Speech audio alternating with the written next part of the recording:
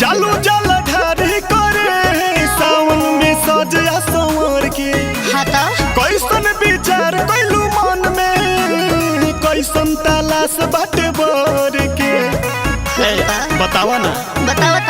चालू जल ढारी करे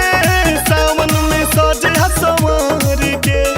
कैसन विचार कैलू मन में कैसन तलाश बाटे बर के जैसे चाहे भोला जी के मैया पार्वती वैसे हम चाहे कि हमके दुल्हा एगो हीरो हैंडल हम चाहे कि हमके दुल्हा एगो हीरो हैंडल हम चाहे बुझला।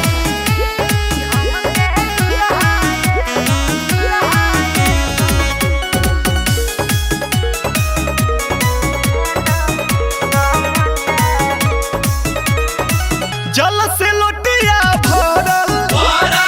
थाली पूजा के सजा के लागत खुश को देबू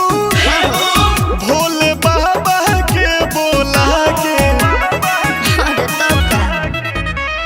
रानी बना के रखे बाबा करे हमसे प्यार जी भले होके सावर बाकी नेक होके विचार छूटे नहीं साथ बना रहे विश्वास जन्म जन्म चाहे कि हमके दुल्हा एगो हीरो हैंडल हम चाहे कि हमके दुल्हा एगो हीरो हैंडल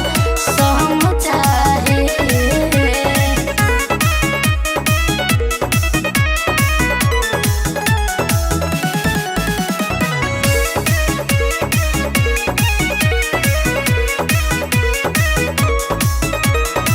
माथे पर चंदन लगावलू मन में नाम जपेलू शिव के विद्या पे दर्दी लाजार दारू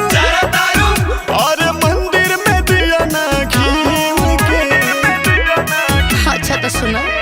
मांगल मंगनवा पूरा हो जाला भोला के दरबार में शादी हमार होखे बाबा निमन परिवार में दादा सतेंद्र